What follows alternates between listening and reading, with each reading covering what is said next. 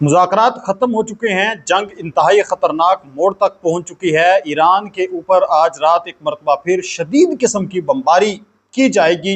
इससे पहले भी गुज़श्ता 2 रातों के अंदर शदीद तरीन किस्म के हमले ईरान के अंदर देखने को मिले। फिर ईरान ने बदले में अरब ममालिक को उजाड़ के रख दिया। बहरीन, कुवैत, उर्दन, यहाँ पर तबाकुन किस्म के मिज़ाइल दाग गए। अमरीका इस वक्त टोमा हाक मिज़ाइल का यूज़ कर रहा है, जो क्रूज़ मिज़ाइल है और तवील फासले वाला है। तकरीबन 2500 किलोमीटर तक फासला तय करता है और बड़े लेवल पर तबाही मचाता है। और दूसरी तरफ ईरान इस वक्त जो है वो आपने उसके पास जो शाही ड्रोन्स हैं उनको यूज़ कर रहा है, मिसाइल्स को दाग रहा है। इंतहाई ख़तरनाक सूरत बन चुकी है। और अब जो अमरीका के अंदर से खबर सामने आ रही है, ईरान के ऊपर एक बहुत बड़े आप कह लें कि न्यूक्लियर हमले की इस वक्त जो तैयारियां हैं वो मुकम्मल हो चुकी हैं। और इसके साथ साथ हम बात करने जा रहे हैं कि इंडिया के 3 जो बहरी जहाज हैं उनके ऊपर जो है वो हमले हुए हैं।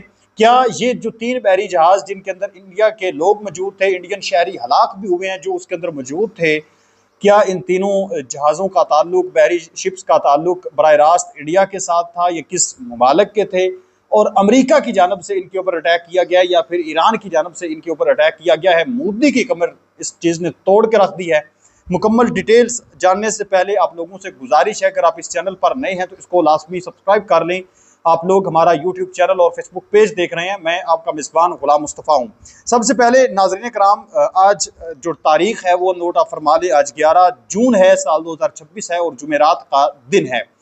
9 जून को भी हमले हुए। 10 जून की रात जो है वो भी एक घुमसान की जंग जो है वो जारी रही, लड़ाई जारी रही। और आज फिर जो है हालात इंतहाई तशवीशनाक देखने को हमें मिले हैं। एक तरफ जो है वो ट्रंप ये कहता है कि मुज़ाकरात का सिलसिला जारी व सारी है, बातचीत हो रही है। और दूसरी तरफ चंद घंटों के बाद जो है वो हम देखते हैं कि ईरान के ऊपर अटैक कर दिए जाते हैं और तबाकुन हमले जो है वो किए जाते हैं। लेकिन एक चीज़ जो है वो अब तक अपने ज़हन में आप जो है वो बिठा लें कि जितने भी अटैक हो चुके हैं, जितनी भी तबाही हो चुकी है, चाहे वो ईरान की हुई है या चाहे अमेरिका की हुई है, दोनों फरीक जो हैं वो अपने मौक़िफ़ से पीछे अभी तक नहीं हटे। अमेरिका का बुनियादी तौर पर एक ही पहले दिन से मौक़िफ़ है कि मैंने या उसका मुतालबा है या उसका जो पर्पज़ है ये ईरान के ऊपर जिसने हमले किए कि एक तो हमने इसको अफसुदा यूरेनियम जो है वो इसके पास नहीं रहने देना, यानी इसको एटमी हथियारों तक नहीं पहुंचने देना। दूसरे नंबर पर अमेरिका ये चाहता है, बुनियादी उसका मुतालबा या मकसद ये है कि जो इसके पास तेल है, इसके अलावा दूसरे जितने भी मादनियात के ज़खायर हैं वो भी हम अपने कब्जे में ले लें। ये इसका एक बड़ा पर्पज़ है। तो ये दोनों मकासद में ही कामयाब नहीं हो सका, रजीम चेंज भी नहीं कर सका। और ईरान जो है वो भी 1 इंच अपने मौक़िफ़ से पीछे नहीं हटा, चाहे कुछ भी हो गया है। अब भी मैं आप लोगों को बताता चलूँ कि अक़वाम मुत्तहिदा में ईरानी मंदूब ने अमेरिका को वाज़ेह पैगाम देते हुए कहा है कि ईरान धमकियों के साए में मुज़ाकरात नहीं करेगा। अमीर सईद अरवानी ने दो टोक कह दिया कि दबाव और जबर के सामने नहीं झुकेंगे। अमेरिका के साथ धमकियों के जरिए पायदार मुआहदा मुमकिन नहीं है।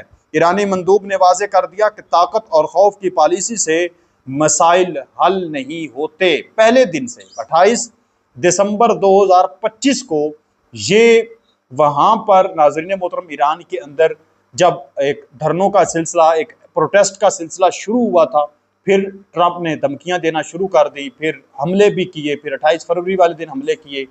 उस टाइम से लेकर अब तक ईरान का मौक़िफ़ आप लोग जानते हैं, जो रेगुलर मेरे व्लॉग देख रहे हैं, मैं उनको बता रहा हूँ कि ईरान का यही मौक़िफ़ है कि अगर आप ये समझते हैं कि ईरान आपके आगे झुक जाए तो ये चीज़ अपने ज़हन से आप निकाल दें।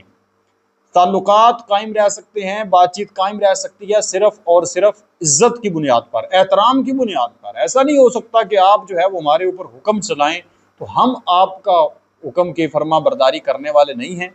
बराबरी पर जो है वो बातचीत होगी। यही वजह है कि अब तक मुज़ाकरात जो है वो नाकाम ठहरे हैं। अब तक कोई नतीजा हासिल नहीं हो सका क्योंकि ट्रंप को एक गरूर है, तकब्बुर है कि हम सुपर पावर हैं और ईरान ने सुपर पावर पर झुर्लू फेर दिया है। आज फिर जो है अक़वाम मुत्तहिदा के अंदर उसने वाज़ेह तौर पर कह दिया ईरानी मंदूब ने कि हम झुकने वाले नहीं हैं, आपने जो करना है आप कर लें, आप हमला करेंगे तो हम भी हमला करेंगे, जंग चाहते हैं तो जंग होगी, बात चाहते हैं तो बातचीत होगी, दूसरी कोई चीज़ ही नहीं है। ईरानी शाही ड्रोन ने मुआयना तौर पर बहरीन के जबल दखान के मकाम पर तैनात अमरीकी तवील फासले तक मार करने वाले रडार को तबाह कर दिया है। ये इस वक्त इतलात सामने आ रही हैं कि बहरीन के अंदर अमेरिका का जो रडार सिस्टम था तवील फासले तक मार करने वाला, उसको उड़ा के रख दिया गया है। दूसरी तरफ मैं जो है वो आप लोगों को बताता चलूँ कि जो गुज़श्ता वीडियो के अंदर वो तफसीलात तो दे चुका हूँ, जो कुछ अभी लोग आपको दे रहे हैं। जो जंग जो है वो रात को हुई है और सुबह को फिर उर्दन और बारीन और कतर यहाँ पर जितने भी अटैक ईरान ने किए हैं और ईरान के भी मुख्तलिफ जो आइसलैंड के ऊपर हमले हुए हैं, तो अभी बातचीत जारी है और आज रात को फिर हमले होंगे, जो इतलात हैं। सदर ट्रंप ने ईरान में रातों रात हमलों के दौरान फॉक्स न्यूज़ से बात की और कहा कि अगर ईरानी मुआहदे पर दस्तखत नहीं करते तो कल रात मैं उन पर बमबारी करूंगा। ये इनका एक इंतहाई ख़तरनाक किस्म की स्टेटमेंट सामने आ रही है ट्रंप की कि एक बड़ा लेवल पर बड़ी बमबारी हो सकती है। उससे पहले भी ट्रंप ने कहा था कि एक ऐसा हमला करेंगे कि जिससे एक बहुत बड़ी रोशनी जो है वो नमूदार होगी, और जब एटमी हमला होता है तो उस टाइम पर ये आप देखते हैं कि बड़ी रोशनी नमूदार होती है। ये हमारे जहन के अंदर एक स्केच वही बना हुआ है। तो ऐसे खदशात अब लाहक हो चुके हैं कि ईरान चूँकि झुक नहीं रहा और ट्रंप को एक गरूर है, एक तकब्बुर है उसके अंदर कि हम सुपर पावर हैं और ये ईरान की क्या जरूरत कि हमारे आगे नहीं झुक रहा। पूरी दुनिया के अंदर मजाक भी बन चुका है सदर ट्रंप का। तो इस वजह से अब ऐसे खदशात जो है वो लाहक हो रहे हैं कि ईरान के ऊपर कोई एटमी हमला हो सकता है। ये चीज़ें इस वक्त सामने आ रही हैं और आज रात फिर जो है वो शदीद किस्म की बमबारी मुमकिन है, क्योंकि ईरान नहीं झुकने वाला, उसने वाज़ेह तौर पर कह दिया है। और उन्होंने तो पहले ही कहा था कि हम तो शहीद होने के लिए तैयार हैं, हमें तो मतलब मसला ही नहीं है इस हवाले से। दूसरी तरफ जो ट्रंप है उसने इस वक्त आप जानते हैं क्यूबा के साथ भी जंगी मुआज खोलने पर गौर कर रहा है। वेनेजुएला के साथ पहले मामलात ख़राब किए। अब जो पेट हेक्सत है उसने कहा है क्यूबा के हवाले से तमाम ऑप्शंस मेज़ पर हैं, हतमी फैसला ट्रंप के पास है, जबकि हवाना को तवील फासले तक मार करने वाले हथियारों के असूल के खिलाफ खबरदार किया है। अजीब मंतक है। मैं पहले भी आप लोगों को बता चुका हूं कि पूरी दुनिया के अंदर सबसे ज्यादा जंगें किसने छेड़ी हैं? अमेरिका ने। सबसे ज्यादा तबाही किसने मचाई है? अमेरिका ने। सबसे ज्यादा बिल्डिंगें किसने बर्बाद की हैं? लोग जंग के दौरान फिर मारे जाते हैं, किसने मारे हैं? अमेरिका ने मारे।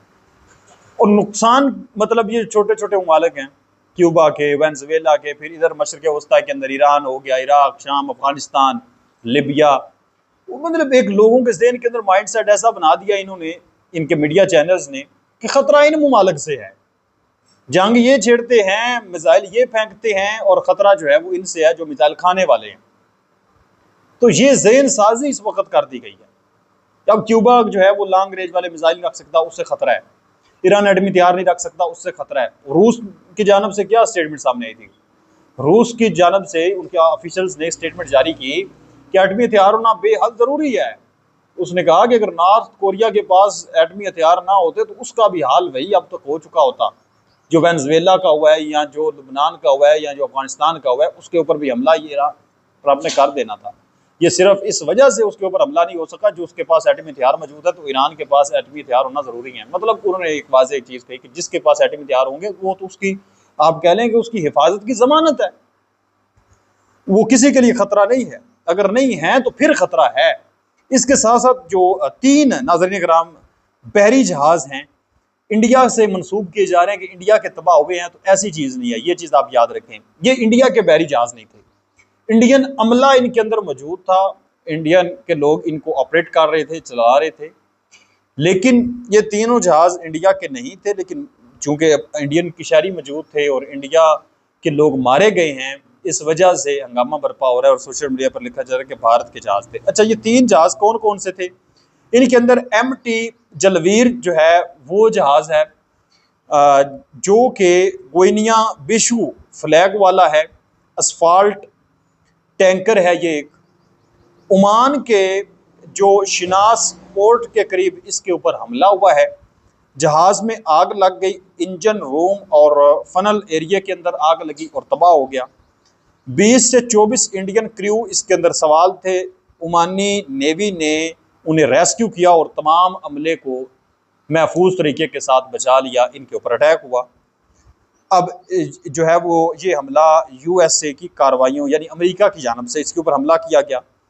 फिर नंबर 2 पर मैं आप लोगों को जो है वो बताता चलूँ कि दूसरा जहाज़ है MT स्टीबेलो। ये जहाज़ है गल्फ ऑफ ओमान में ही, इसके ऊपर भी US फोर्सेस ने हमला किया है। पलाऊ फ्लैग वाला ये टैंकर था। 3 जो इंडियन इसके अंदर सेलर्स थे वो मारे गए हैं। इस किस्म का हमला हुआ है। बाकी क्रू को रेस्क्यू किया गया है। यूएस ने दावा किया कि जहाज ईरान की तरफ जाने वाला था और ब्लॉकेड की यानी जो अमरीकी नाकाबंदी है, बहरी नाकाबंदी, उसकी खिलाफवर्जी कर रहा था। इंडिया ने यूएस एम्बेसी को एहतजाज किया कि हमारे लोगों के ऊपर ये आपने हमला किया, ये आपने अच्छा नहीं किया। फिर जनाबे वाला तीसरा बहरी जहाज है MT मैरीवेट्स। ये इसके ऊपर भी हमला हुआ है, मिसाइल हमला हुआ है और इस पर जो है वो यूएस फाइटर जेट्स ने F-18 ने मुबैना तौर पर बताया जा रहा है कि हमला किया। और ये भी पलाऊ फ्लैग वाला ही था, ऑयल टैंकर था। 24 इंडियन क्रू इसके ऊपर सवार थे। जहाज के अंदर आग लगी, लेकिन तमाम 24 का जो 24 अमला है उसको महफूज तौर पर ओमानी नेवी ने रेस्क्यू किया। जहाज जो है वो यूएस ने दावा किया कि ईरान ब्लॉकेड की खिलाफवर्जी कर रहा था और उनकी हिदायत पर अमल नहीं कर रहा था। ये तीन जो है बहरी जहाज, चूंकि तीनों के अंदर ही इंडियन अमला सवार था, तो इस वजह से इनको इंडिया से कहा जा रहा है कि ये भारत से थे। भारत चूंकि वो इंडिया के थे, तो इसलिए मोदी के लिए ये बड़ी परेशान कौन सूरत हाल बनी है। साफ जाहिर है पूरी दुनिया के अंदर ये चीज़ इस वक्त जा रही है कि 3 भारतीय जहाज जो है तबाह हुए। भारत से इनका ताल्लुक नहीं था, क्योंकि भारत इसको ऑपरेट कर रहा था, इस वजह से भारत को मंसूब किए गए। अरब ममालिक की ईंट से ईंट अब बजा दी जाएगी अगर मजीद ईरान के ऊपर हमले होते हैं। तो आप इस तमाम तर सूरत हाल पर क्या कहते हैं, इस जंगी सूरत हाल पर मुझे ज़रूर आगाह फरमाएं। नेक्स्ट वीडियो तक अल्लाह निगहबान। पाकिस्तान हमेशा जिंदाबाद।